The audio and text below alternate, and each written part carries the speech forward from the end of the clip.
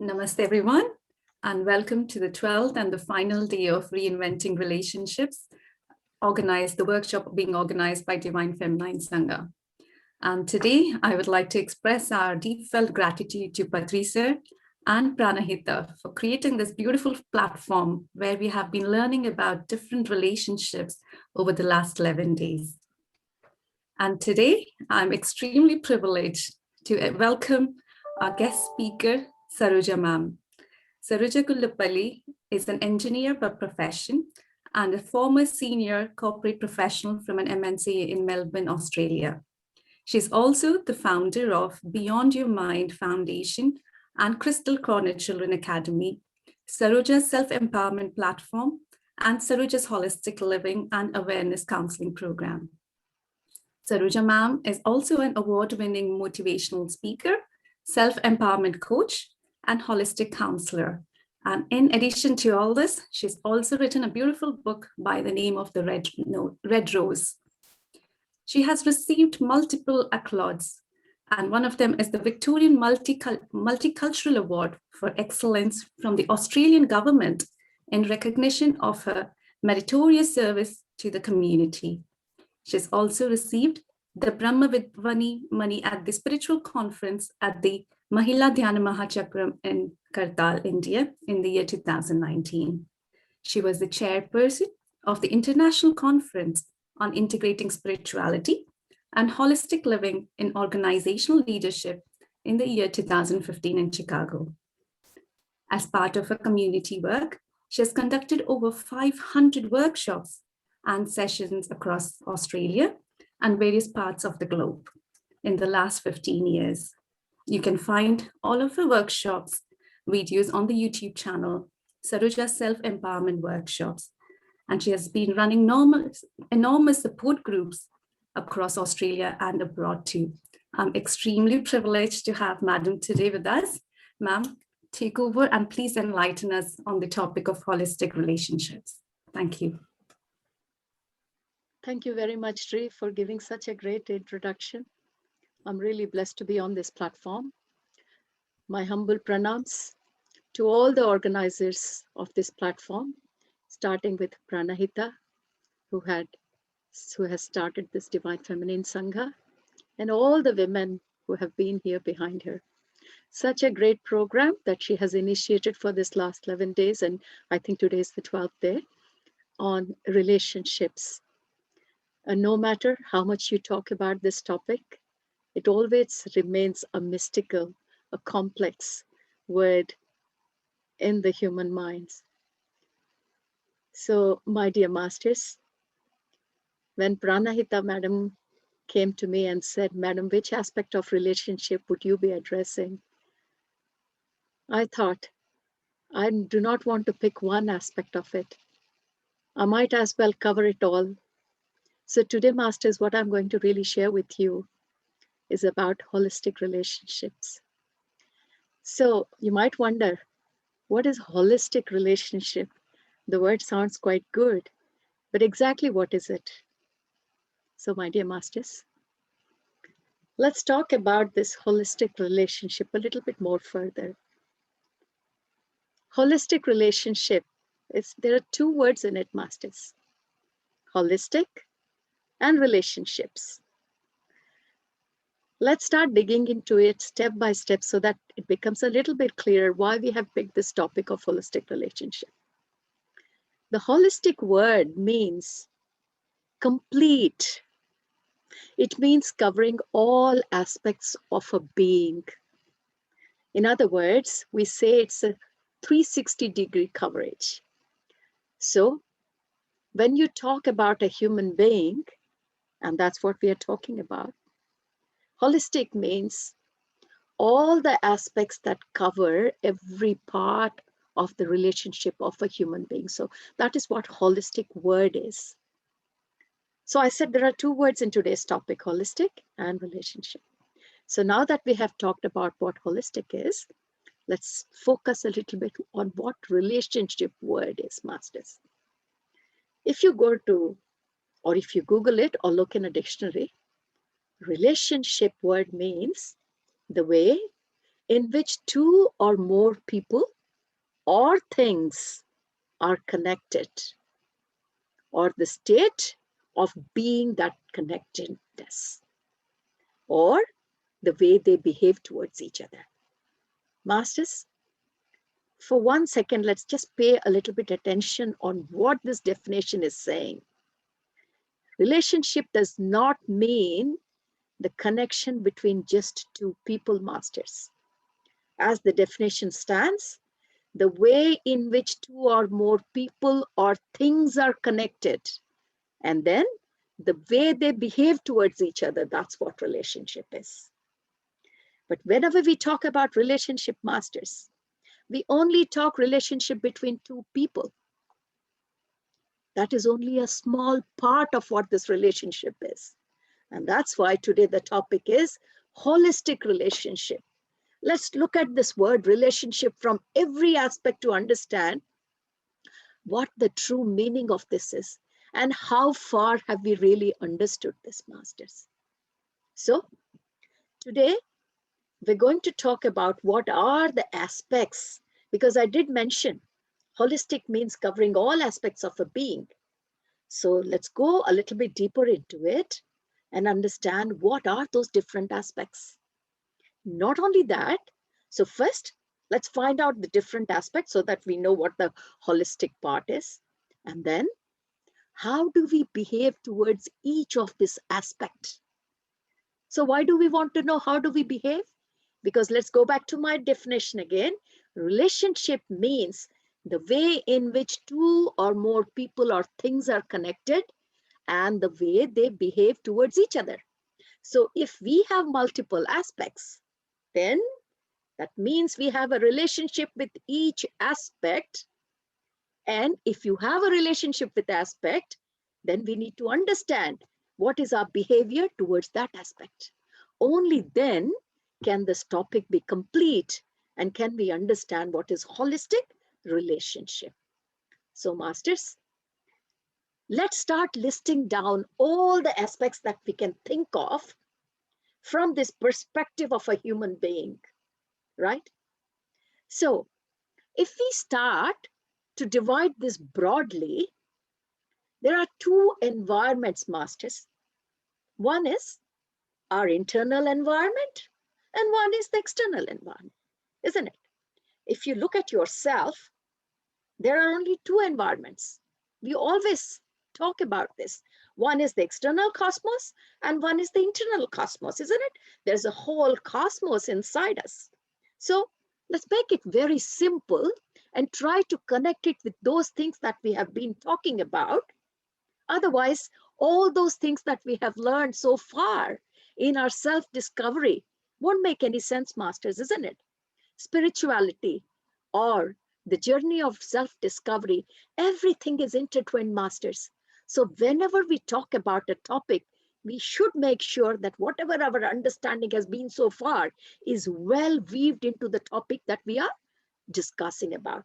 So that will be my effort, that as I go forward, talking about the different aspects of relationship, we will try to bring all the holistic knowledge, the spiritual knowledge, the self-discovery knowledge into this discussion of holistic relationship. So when we are looking at different aspects of us, I said I broadly divided into two categories. One, the internal environment, and obviously the other one would be the external environment. So, and master, as I keep talking about aspects, I will be counting here to tell you how many kind of aspects and relationships do we have, right? So when we talk about our internal environment, someone who has been attending my Crystal Children Corner, they will not have an issue about answering, well, how many parts or how many aspects do we have in this internal environment? Very simple. 4. Body, mind, soul, and spirit. So this internal environment, if you want to divide into aspects, what are the key aspects that you have relationship with? One is your body. We all can see that. Number 2 is mind. Though we can't see, we still know we have a mind. Number 3, which is soul. We'll talk about it a little bit more. and fourth is the spirit. And I'm going to elaborate each one of that in a minute. But at this stage, I'm just letting you know what are different things. And then we will come back and talk about what they are and the topic of relationship with each one of this. Okay, masters? So far we have had 4. Keep counting it. I don't want you to lose count of this. The number of aspects and relationship, because the topic is relationship. So body, mind, soul, spirit. We are up to 4, right? So this was our internal environment. Now, masters, now we're going into the other part. What's the other part? External environment, isn't it? I'm hoping that what I'm saying, it's making sense to you all. So let me recap again so that there's no gap between you and me. We are starting very simple, looking into the environment and saying how many aspects do we have that we need to connect to establish relationship. So how did I start? I started with the most simple classification, saying if I sit here, or even if you look at yourself, there are only 2 broad things. One is your internal cosmos, which is your internal environment. And the second one is the external cosmos, the external environment. So we started counting the internal environment and we came up with 4 things: body, mind, soul, spirit. And we are going to come back to each one of them. And now we are stepping into external environment. Now, let's start looking at the external environment. What are the aspects? Masters, I'm going to name them all, and then I'm going to come back in detail. I'm going to talk about each one of them, right?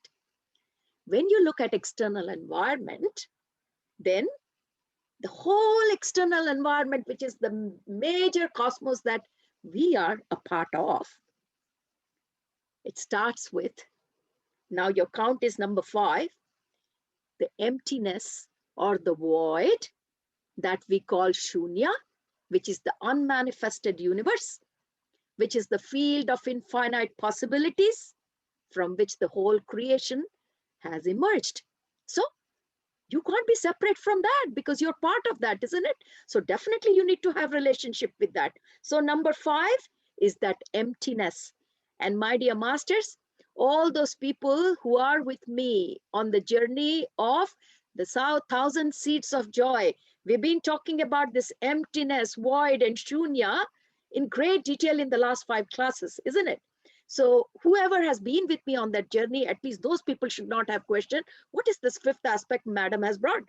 But I will come back for those who haven't heard about it. I'm going to go through detail.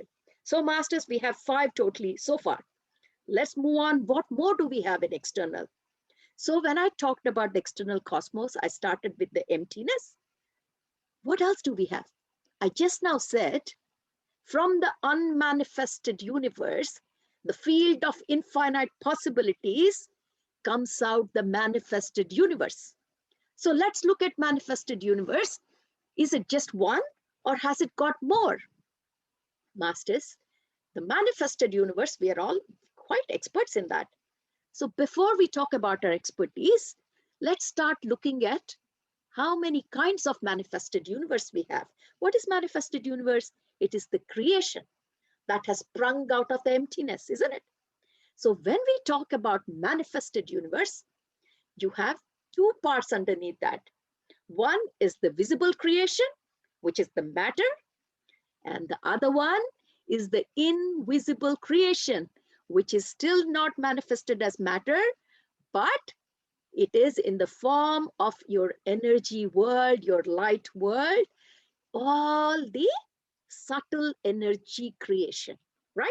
So invisible creation is that energies which have still not manifested in form of matter, but they have manifested in energy in light worlds, right? So that's the difference. So let's not rush because there are more categories under that. So again, for you people to understand, I'm stepping back once more. I'm saying the emptiness. Now we are talking about the external environment, emptiness. Then I said manifested universe, which is our creation. And underneath manifested, I said there is a visible creation and there is an invisible creation.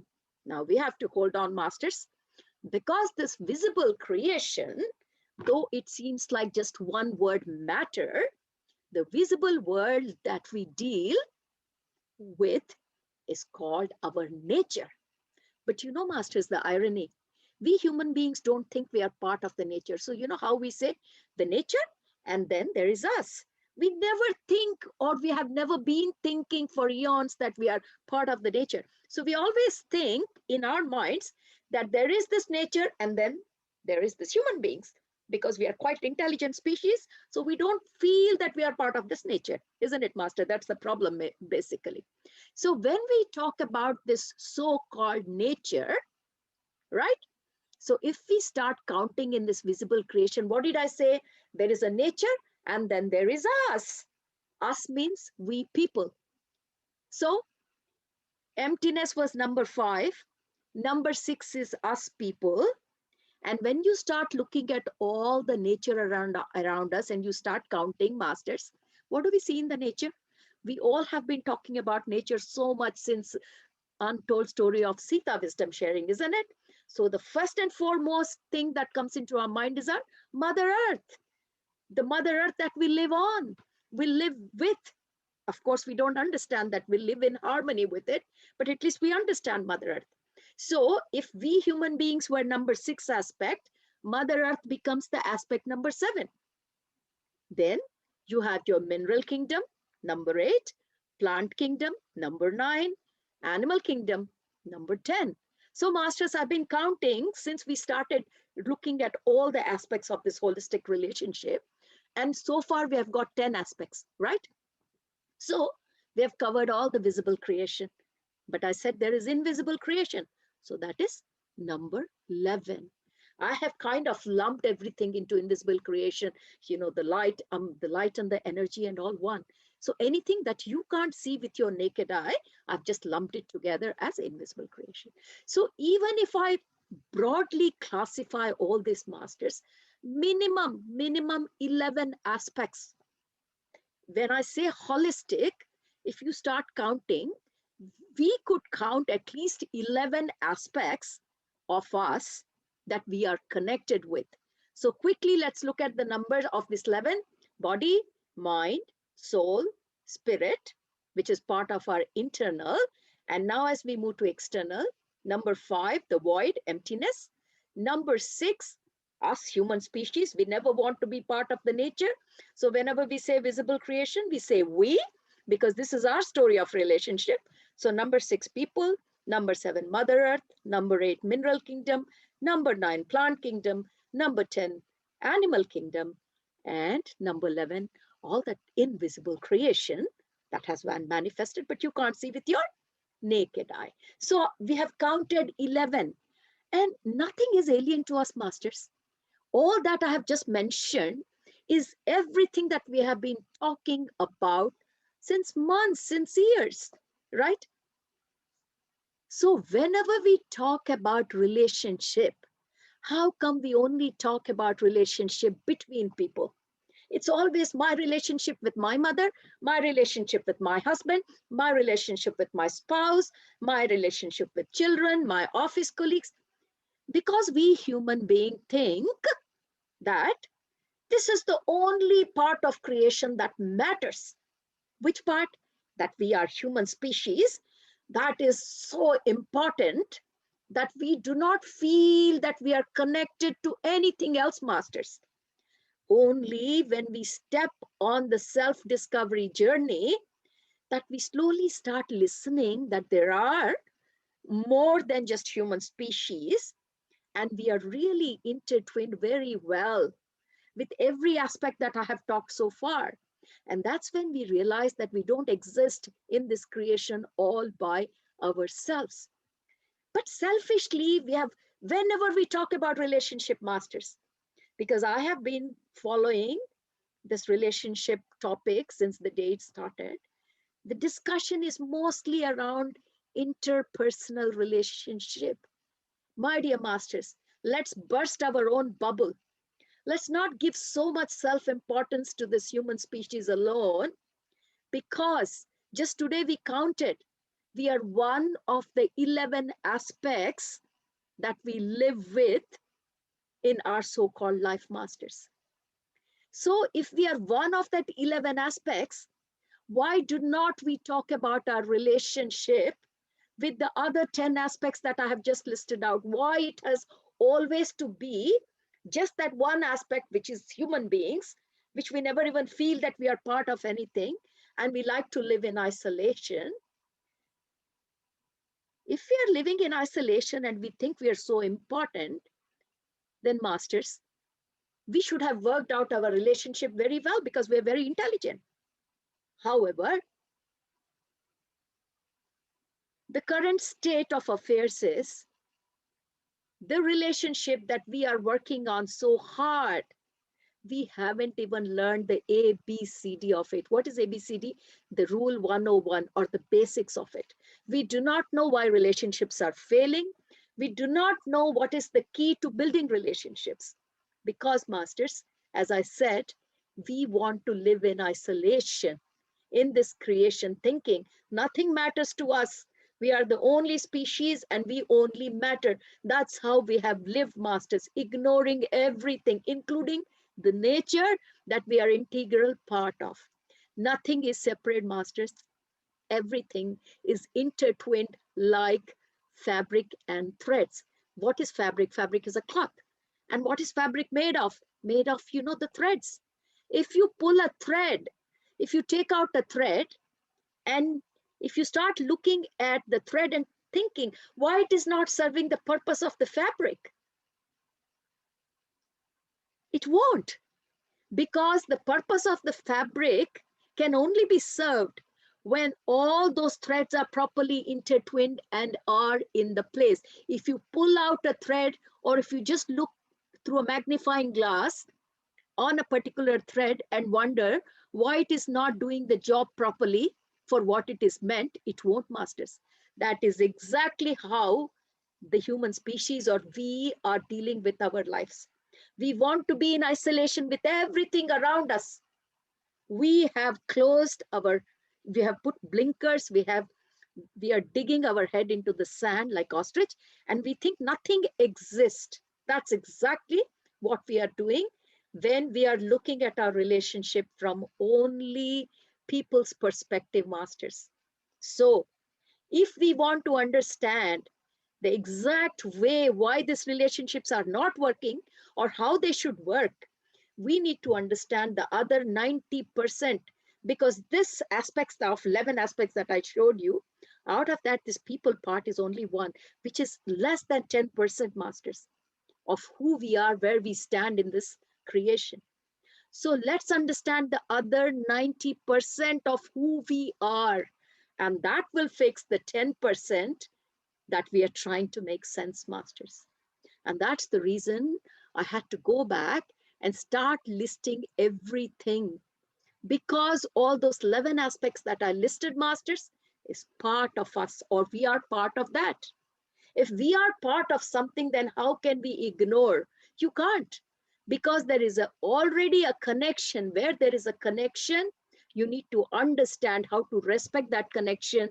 The moment you say respect, that means the relationship necessity has arisen.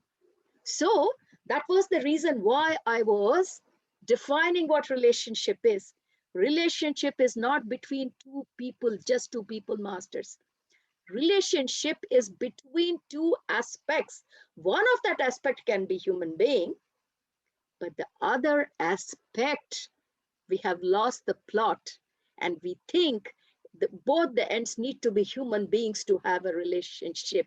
That is the kind of thinking that we are developing, masters. The day we understand that we are social beings, of course, but our society expands much further than the small horizon that we have framed around us. So that's the reason why we were going through all these details, right? So masters, when we start looking at the aspects, I said internal aspect and the external aspect. There were two things that I was mentioning, wasn't I? So let's start looking at each one of them a little bit more in detail, masters, right? So let's start with the external, okay? Because internal, we'll come to it, because we think we know everything that's within us. That's not going to be a problem, okay? If we are so confident about what our internal world is, that's okay, masters. We'll start with the external. Let's try to understand how much do we understand this aspect. Now, When I started with the external environment, which is our cosmos, the first thing that I started with was emptiness. Yes, masters, we talked about emptiness. And I did mention what is emptiness. We have talked about so much in detail, masters. In the last few weeks, we have been only talking about emptiness. But for today's sake, let's go a little bit deeper and understand what this emptiness is, what this void is, what this shunya is, from which everything has emerged, masters. So we all know the nature of this emptiness is infinite presence. So the only nature that we can define of this emptiness is infinite presence, masters. We also know that all souls, including you and me and the universe, they're all born from this emptiness with an explosion of joy. And we all know this is not an ordinary joy. It is a primordial joy, which is made up of this emptiness, which manifests all of this creation. Only a silent mind, very important thing that we need to understand. That is the reason why we are not able to see our relationship with this emptiness, because only a silent mind can glimpse this joy, because it remains hidden from a mind occupied with thoughts and emotions. Now we understand, masters, why we do not have a relationship with emptiness.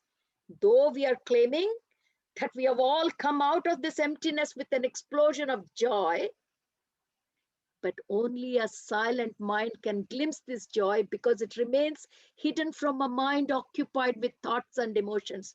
So, masters, if you want to have a relationship, if you want to respect the relationship between who you are and the source, which is emptiness, then you will have to visit once in a while through your silent mind, going beyond your mind, masters. Beyond your mind means going beyond your mind occupied with thoughts and emotions.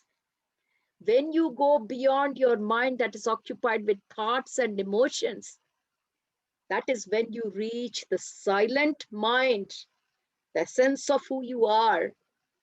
In that state, you can get a glimpse of this joy, which is the nature of this emptiness, masters.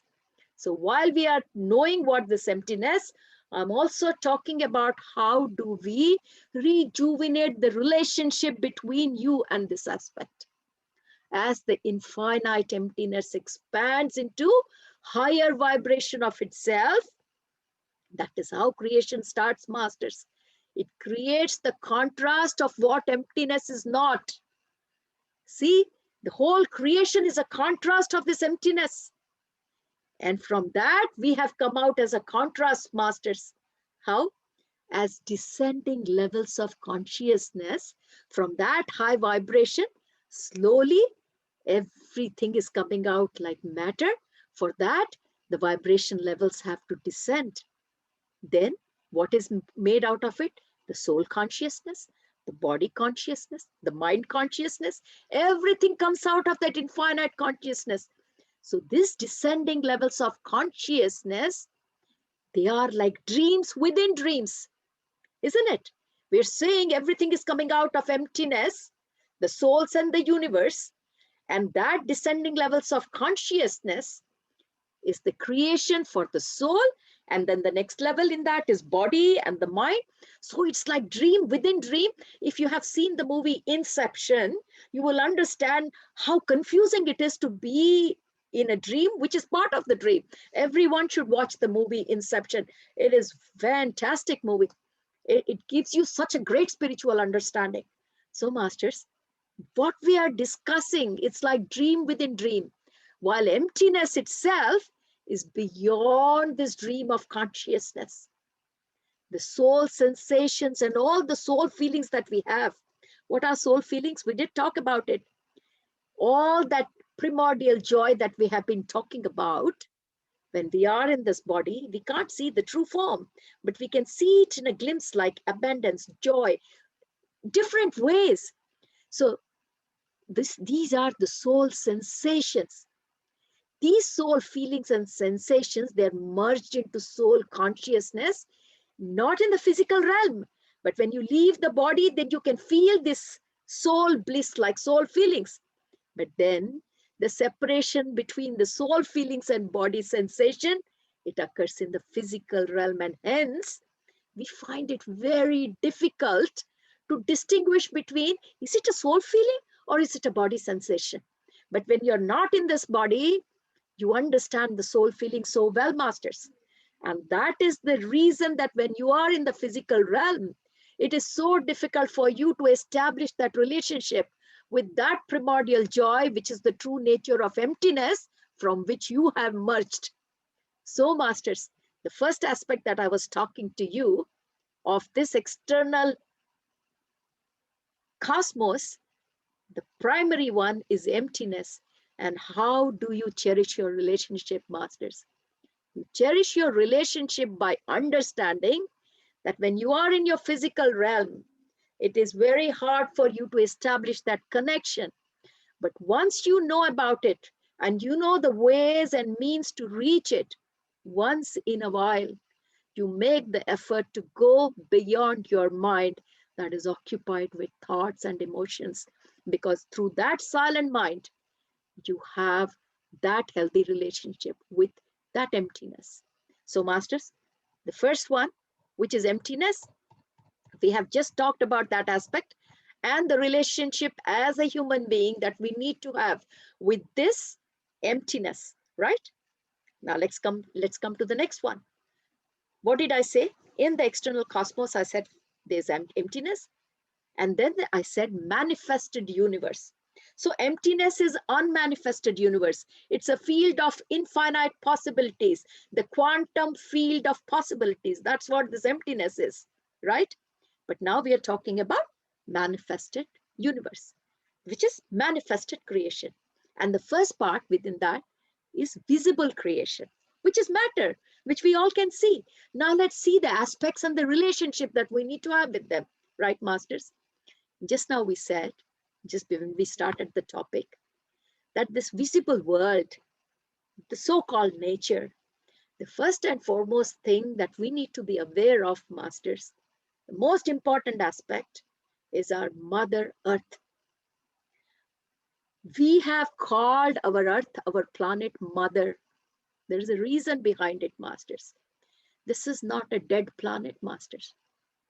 For people who have been on the Inner Child Wisdom workshop along with me, for people who have gone through the practical workshop, we have gone through detail how we as a being coming to the Earth planet, we have spent incarnations and incarnations by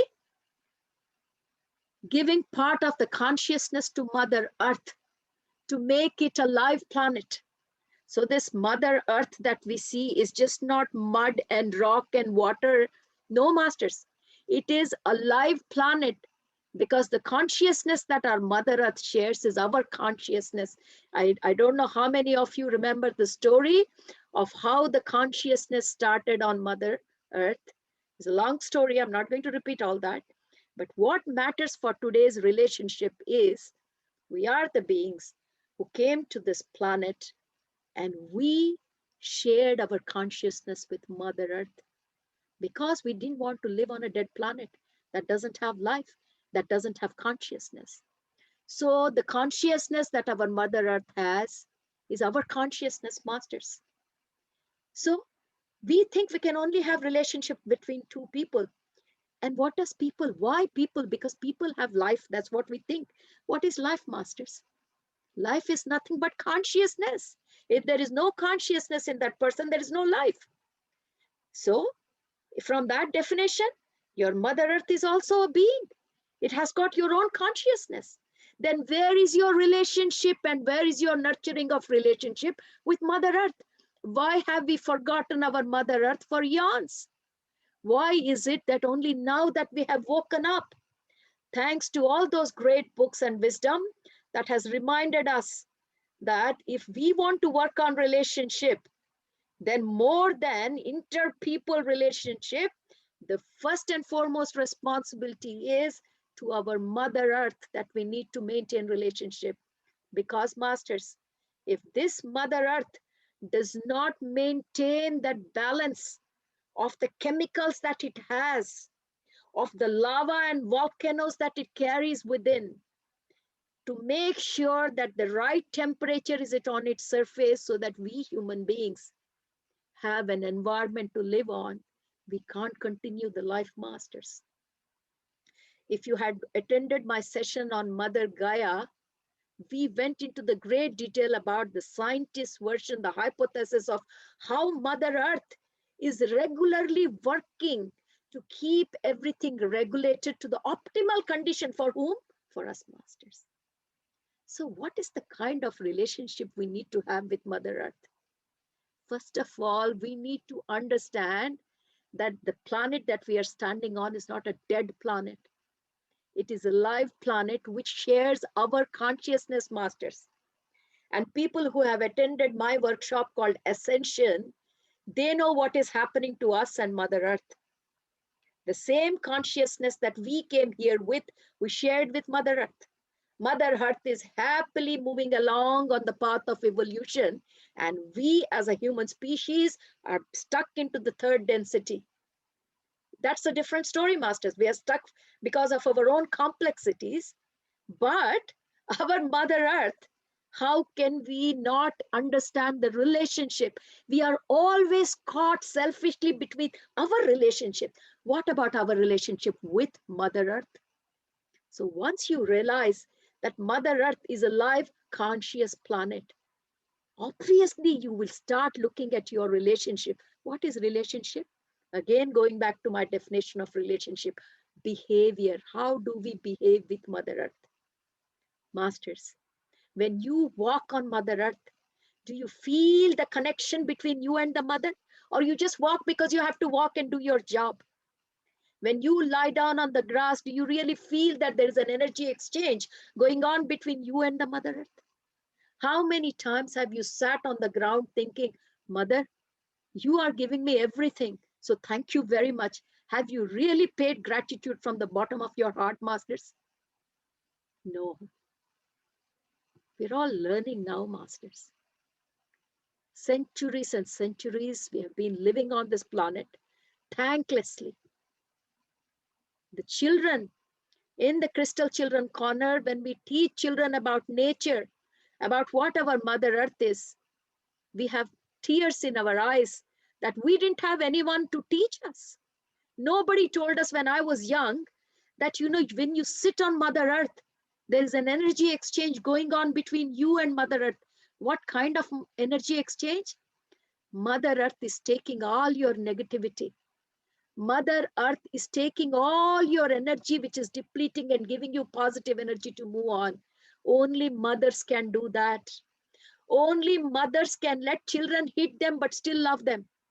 This Mother Earth that we live on is constantly giving us, masters. What kind of relationship are we maintaining? I will leave that question to you. Let's move on, masters. Then we are talking about mineral kingdom. What is mineral kingdom, masters? We don't have to go through very scientific terminology, but what we need to look at is simple. Rocks. Rocks are mineral kingdom. Yes, we can talk about all the chemicals on the periodic table. For chemistry students, they're all, you know, different parts of minerals and chemicals. But for today's discussion, let's make it quite simple. Mineral kingdom, masters, the so-called rocks that we hardly pay any attention. And then you must be thinking, what relationship can we maintain with a rock? Masters, first of all, we need to understand what those rocks are. What is there in it? Again, we have to go back to our ascension topic, masters. When, as a species, we entered on this planet, we had no idea.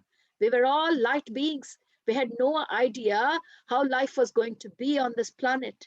So after we shared our consciousness with Mother Earth, then We had to take many incarnations to come and dip our consciousness first in the mineral kingdom, the rocks, because we wanted to feel this planet.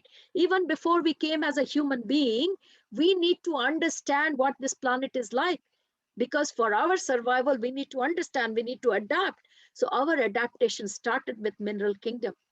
And for that, we had to dip our consciousness. What does dip our consciousness means? That for some time we had to experience, our consciousness had to experience what rocks are like. And what did rocks teach us, masters? Rocks teach us to be patient. Rocks, you don't see much action going on. They are just there in the witness mode. The rule number one of spirituality is witnessing, masters. The observation, the witness mode.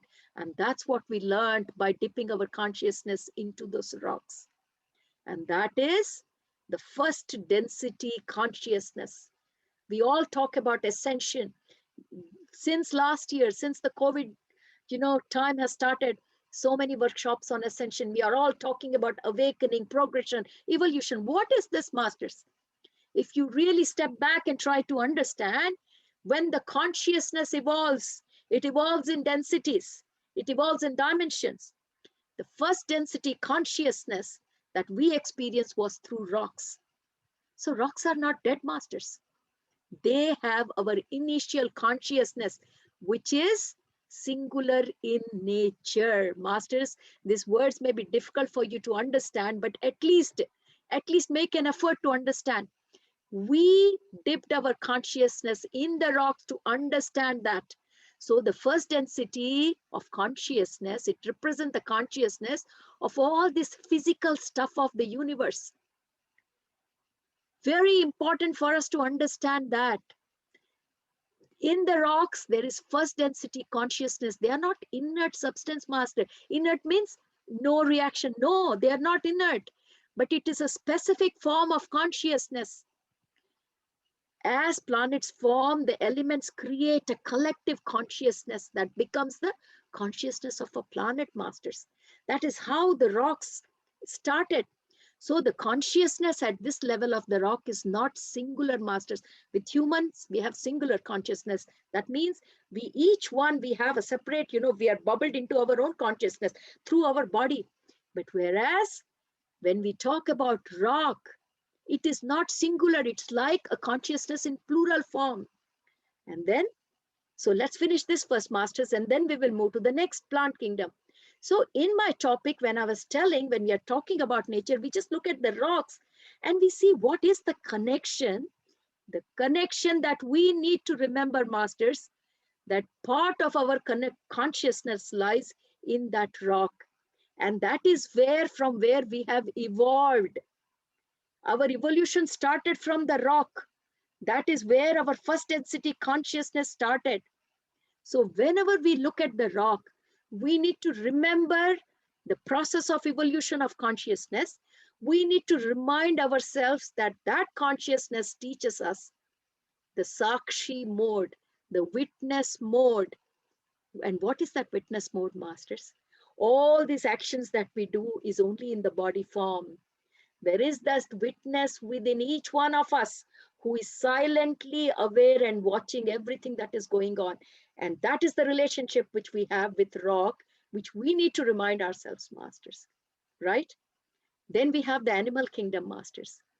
When we understood what the first density consciousness is, we slowly took the form of plants.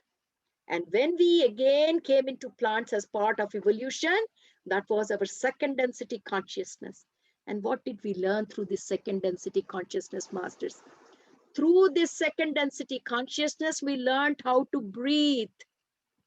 Today, we don't even think, what is breath? Where is it coming from? This is the process of evolution that we went through on this planet, masters. When we were in the first density consciousness, no breathing, just witness mode. The second density consciousness evolution included the breathing process, which plants breathe, masters. That is how slowly we were developing our consciousness before we became human species. So when you get connected to the plants, when you look at the plant's consciousness, you need to remember, masters, that breathing happens in the plants too. And so what comes along with it? What comes along with it is plants and human beings have a very strong relationship. And that is the relationship of emotion relationship, masters. When I talk about emotions in the mind part, I'm going to go through this a little bit more detail, but hold that thought here, that this breathing process that we think only we are doing, it all started from the plant kingdom. And hence, this and plant kingdom is always there. Whenever we go through our emotional turmoil, masters, we have forgotten that we have this plant kingdom as part of the nature that we share the relationship with, who can give us all that at the time of this emotional turmoil, masters. As part of nature, we teach children in our Crystal Children Corner that when we are going through an upheaval of emotion, go into a garden, go into a park. If you see a tree, just hug a tree. Masters, this is not just saying, this is through experiment, through practice that we are telling you that when you hug a tree, masters, that emotional energy that you have, which could be going up and down, that will all come to a harmony, masters, when you hug a plant, because plant is not in isolation. If you look at a tree, it is sharing, it is in harmony with the consciousness of all the trees around. They are in perfect balance, masters. So when you hug a tree with emotions going up and down, the relationship between the tree and you is the tree will help you to settle down with that group consciousness that it's sharing with all the trees, masters.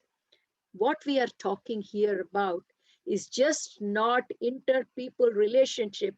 It is the inter-relationship between every aspect of the nature and you, masters, because we have cut our relationship with everything outside. And today in this topic, I want to remind every aspect that we are related to and how that can help us, masters. And that can only help us when we know about it. So remember, masters, your emotional balance can be easily regained if you cherish the relationship between that plant kingdom and yourself. So, masters, when we are talking about this plant kingdom, when I said it's the second density of consciousness, which contains the consciousness of plants, at the early stage of second density is plants. As the second density consciousness get more and more evolved, masters, we have slowly moved from plants to different animal species. So the animal species that we are looking around, different types of animals, is an evolved consciousness of us. We have been through every phase of this animal evolution, trying to be in the fish, trying to be in the reptiles. Slowly, as we are trying and experimenting our existence on this planet, our consciousness is developing, masters. So very early second density consciousness is more neutral. When we are talking about plants, the consciousness is very neutral because you're connected and it doesn't have any ego structure, masters. The early second density, there is no ego. As I'm telling you the topic of holistic relationship, I'm also bringing in all the aspects that we have been learning through different workshops so that we understand what we are talking about. However, as we move through second density towards the third density of consciousness on the spectrum, egoic structures begin to form. That is where you see in the animal kingdom, like dogs, chimpanzees, that is the beginning of ego structures, because when, you look at chimpanzee, it understands this is me, that is you. But if you talk about other animal species, they won't have that understanding, masters. So why did I talk about this evolution of consciousness now going to animal kingdom? To remind us that it is the same consciousness that we share with all this kingdom. Because to move to human or human species, we had to go through all this consciousness evolving, masters. So We are no different to the animal kingdom that is surrounding us. The only difference is they are on the lower density of the consciousness evolving spectrum, and we have just moved one step forward. Not much of a difference. So far, we have only talking about second density. As we move to the third density, life forms, these human forms with ego structures start happening, masters. So we humans have expressed our consciousness from third density frequency for a very, very, very long time. We are stuck in it, masters. We did very well from rocks to plants to animals to human species, yes. But after that, we have lost the plot. We are stuck in this third density, masters. And this is our problem. Because we are stuck here, we are not able to move forward. We have isolated ourselves. Because of our ego structure, we do not know how to handle or even to understand the other aspects of relationship in this creation. Ego is not bad, masters. Ego, the reason the ego came, as I always explained, there is a reason. Ego acts as an anchor to keep us in this separated reality. What is separated reality? When human being, we are separate. We feel separatedness, isn't it? That we only feel because this ego structure we have. So ego only acts as an anchor to have that separated reality, to give us the experience of separation. Third density is the most separated density of the spectrum, masters. But from here, as you move towards the high end of the third density, the ego structures will start disintegrating. It will start disintegrating. When it starts disintegrating, masters, there'll be fear, there'll be panic. You'll feel like you're losing control. But what really happens is the ego structure is shifting into a more natural state of existence, which has got very little to do with controlling, masters. So when human being as a species start moving from a third density consciousness to a fourth density, the first thing that start disintegrating is ego structure, masters. But this is the main struggle that we human beings are having, that we are stuck at the third density. And hence, when we talk about relationships, masters, it's only we cannot say anything else because we are stuck in this ego structure. Being on third density is not wrong, but getting stuck in third density is wrong. We were in first density, but we moved on. We were in second density. We moved on. We went into higher stages of second density. We moved on. But now, being in third density, we have been here for a long, long, long time, masters. So remember, ego serves as an anchor to keep us in our bodies. But our egos, they are weighing us down because we have taken it literally very seriously. And ego is the main biggest difference between the third density and the fourth density consciousness, masters. As we move towards the fifth density, the ego structure will completely disintegrate. Even at the very high levels of fourth density, the physical body, though you think it is still there, it's not the same, masters, because it has the capacity to hold much more light, and it eventually transforms from a dense physical structure to lighter physical structure. You won't need all this food that you need now.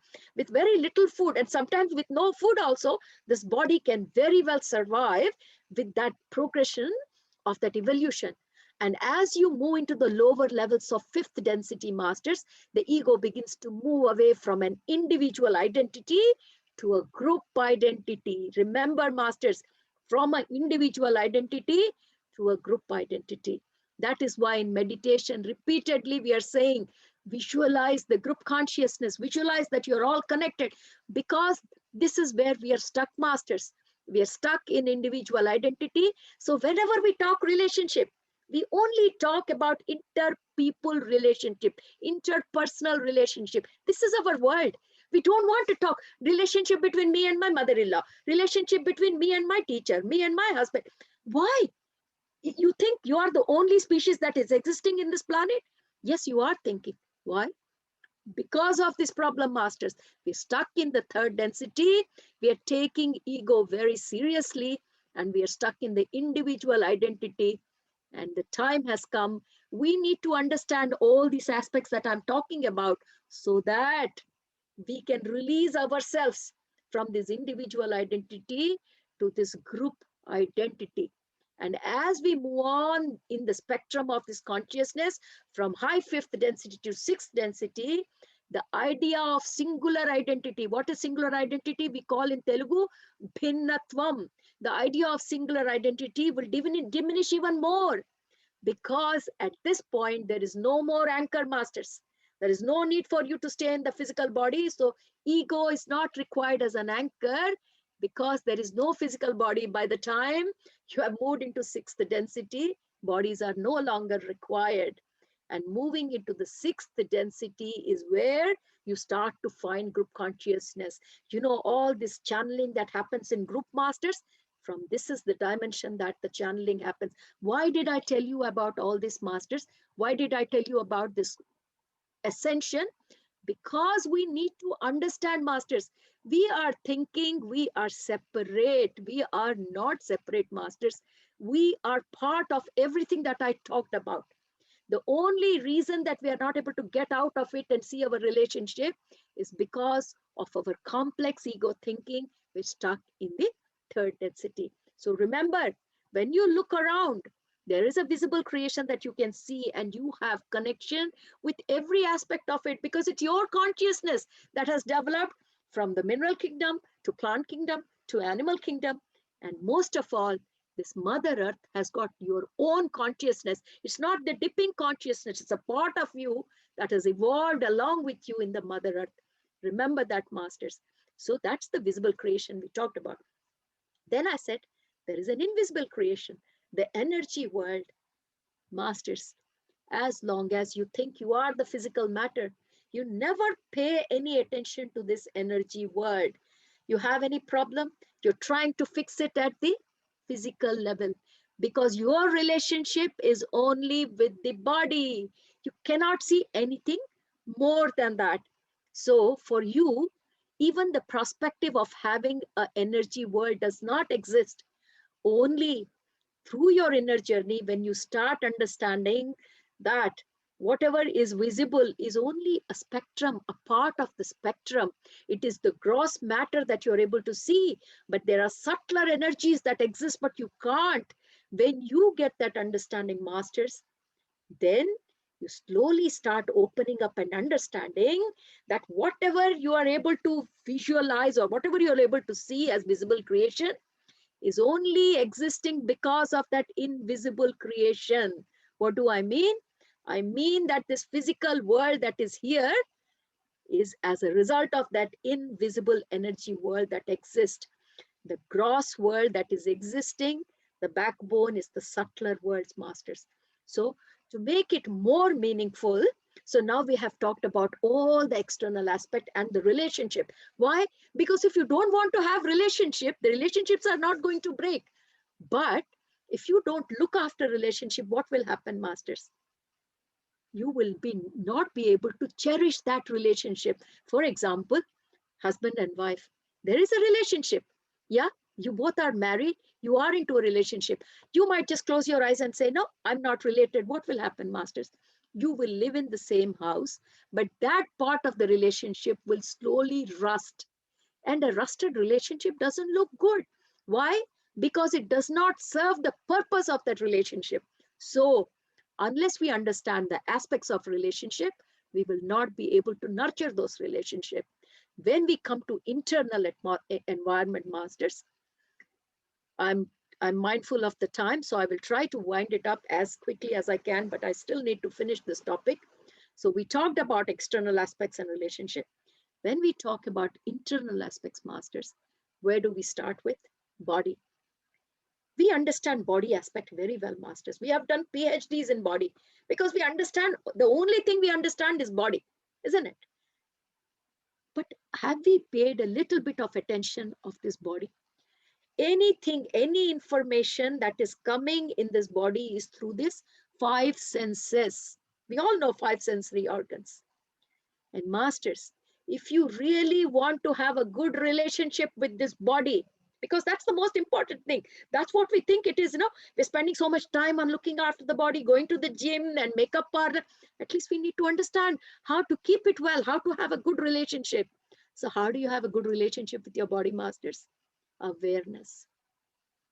Awareness of what you do with this body at the physical level. How you eat, how you prepare your food, how you talk, your actions. Be complete awareness, masters, because the way we are living our lives is totally unaware. We have no idea. We are doing things in a zombie style. What is zombie style? Like a machine, autopilot mode. Keep thinking, keep doing. That is useless relationship with your body, masters. People who have attended Crystal Children Corner class, we talked about this body sensation, body awareness. Without awareness, this body cannot be looked after, masters. The food that you put in your mouth, you need to be aware of what's going in. Because if you want to look after this temple, body is a temple, masters, the right thing has to go in. You cannot absent-mindedly put anything that comes across, talk any rubbish that you feel like, do anything. Spirituality means awareness, masters. Spirituality doesn't mean that only when you are in meditation, you're aware of your breath, rest of the time you do what you want. No, that meditation is to give you discipline of how you lead the other 23 hours. So when you talk about body, the relationship with the body is with total awareness. What is the next aspect of your internal cosmos? Mind, masters. What is mind? Mind means dealing with emotions. All this drama that goes on in relationships, masters, is not because of your body. It's because of our mind. Because of our mind, the kind of emotions that are churning non-stop within us, they rule our so-called interpersonal relationship between our human species. What is the problem? The problem is we have no control over our mind. The mind is ruling the body, masters. We who have been on this path of self-discovery, we have realized mind has been given to us for a specific purpose. If you need to think, you think, then you put a rest. Just because you have nothing else to do, this mind should not keep churning, masters. When the mind starts working without purpose, havoc happens in life. So when we are talking about this internal body aspects, remember, any problems that we are facing in our lives today is because we do not know how to use our mind. We do not know how to focus our mind. There is so much raw energy in this universe, masters. What does the mind do? Takes the raw energy, focuses it on a particular aspect and manifests. But that should only happen when we want to focus. Even when we have no intention to focus, if this mind is continuously thinking, what is it going to churn out? It's going to churn out rubbish, masters. Hence, the relationship with our mind should be only need basis. Only when you have need, you have a relationship with your mind. Otherwise, we all need to put this habit of resting your mind. You might ask, how can we rest our mind? That is why, masters, we are doing meditation. That is why all these topics that we talk about, to do this practice, how will you get? Through awareness. Whenever you're sitting doing nothing, just be aware of your thoughts. What rubbish are you thinking? Is it really required? That is the kind of relationship you should have with your mind. Not that mind is flying and you are flying somewhere. No, you should be totally mindful about your mind. That is the relationship, masters. The third aspect of our internal atmosphere, internal cosmos, is soul. What is soul, masters? Soul, which I mentioned, is our individual consciousness. We know that there is this universal consciousness everywhere. But when you put a bubble around it and say, this is mine, that is yours, then the terminology becomes, this is my consciousness, that is your consciousness. It's like a bubble. What happens when you burst the bubble? Whatever is inside is everywhere, isn't it? That is how our soul consciousness is, masters. Where as long as we are in this body, we feel that this awareness, this so-called soul, is mine. This consciousness is mine. This is for a purpose, masters. The purpose of the soul is to experience. I just mentioned about emptiness, that all this divine souls, the Purnatma, or, we call higher selves, all the universes and higher selves have come out of this emptiness. We talked about emptiness. Emptiness with an expression of joy, with an explosion of joy. We did mention that. And from that higher selves have come out all those anshatmas, which are our souls. And each one of us have our own awareness, our own Sakshi Tattva, our own witness mode, which is a window to the universal consciousness. What we are saying is, through this limited consciousness, this acts as a window to the universal consciousness, provided you use this instrument well. So, masters, becomes so important to train your body, to keep good relationship with your mind, so that you can be in connection with your inner essence, which is your soul. Right, masters? We're just learning step by step, how do we maintain relationship. And the fourth one I mentioned here is the spirit. And spirit is nothing but that universal consciousness that prevails everywhere, masters. It is an aspect of you, but it is an aspect of you as well as outside. It is part of you as well as it's outside. That is one common thing that connects you to everything outside. Your mini cosmos inside and the maxi cosmos outside is all connected with that fourth aspect of spirit, masters. It is very important to understand how your internal cosmos and external cosmos relationship is. If you don't understand that relationship, masters, then you will not even be able to cherish it. It's very important. So once you understand this 90% we just talked about, it will be much more easy to fix that 10%, which we are focusing so much day to day. So once you understand that, you have come out of that emptiness, I'm sure you understand that emptiness that I was talking about. And why have we come out? We all have come out of that emptiness with a great divine purpose. We all have our divine purpose. Your divine purpose and my divine purpose are not the same. If your purpose and my purpose are not the same, then you and I will not look same. You and I will not behave same. Your goal and my goal is different, and we will be going on different paths. However, in this so-called game of life, we do meet each other and we spend life with each other. When we totally understand that we each one have our own divine purpose and yet we can live together, we stop having expectations of other persons. Relationships between human beings fail because of expectations, masters. Expectations can only be controlled if you understand the grander purpose of life. Every wife wants to manipulate the husband. Every husband wants to control the wife, because we have our own understanding. This is how life should be. You have your understanding of life because that is your divine plan. I have my understanding of life because I have my divine plan. Your plan, my plan cannot be the same. So your expectations will not work with me. If this basic thing we can understand, then all expectations in relationships are gone. What happens then? What happens then is you let other person to be who they are. Just allow them to live their life without having unreasonable expectations. When you do not have expectations from your relationships, masters, when you break and give that freedom, you know what happens? More than the other person, your life becomes heaven. When there are no expectations here, you will never find any flaw in any human relationship, masters. And that is what is called unconditional love. Allowing other person to be who they are, letting them to be what they want to be. That is unconditional love. Unconditional love is a state of being. It's not an action, masters. Let people be who they are because they have come for a purpose. They have come for an experience. When you understand this grander plan, when will you understand this grander plan?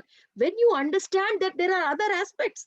If you only think you are a human being, and whenever you talk about relationship, you're only talking about people relationship, you will never even look at other aspects and the relationship you need to have with this nature, with the planet, with this visible creation, invisible creation, your understanding. Everything has to be alive. All these relationships have to be in harmony, masters. And the only way it can happen by being aware every second, acknowledging what you are doing every minute, and accepting everyone the way they are. It is difficult, masters, but when you remind yourself that everyone comes with a divine plan, everyone has their purpose, and each of us are unique, then we learn to live with people the way they are. And the only basis of all this can happen with unconditional love, masters. So I know I've gone over the time, but when you talk about holistic, I can't leave an aspect out and talk about the remaining aspects. So with that, masters, I will end the topic here, and I will hand it over to Sri Madam. That was beautiful, beautiful, ma'am. Thank you. Thank you so much for sharing your beautiful wisdom and, enlightening us on that our internal universe and external universe and the relationship with that. And I love the way you said about, how our ego is stopping our evolution to move into the fourth dimension. And also the relationship with our mind needs to be on the need basis, and how we just use it whenever we need rather than being entangled with it all. Beautiful. Thank you again for sharing. I just didn't want it to finish, but I was conscious of time. Thank you. And I love listening to you. And friends, what I would like to mention here is Madam's Crystal Corner children. Both my kids attend her sessions, and I can vouch when I hear about yogic breathing and words like awareness and freedom from them. As a mother, it fills me with immense joy, and they have gained all that knowledge through those sessions. So I would request you all to visit that website and enroll your children on the various classes again. Thank you. So friends, sadly, we have come to the last day of Reinventing Relationships workshop, but don't be disheartened. We have lots more sessions that we are going to bring forward on topics of gratitude, topics of healing sexual abuse, and acceptance. So friends, if you want sessions on any other topics as well, please feel free to leave comments on the YouTube channel.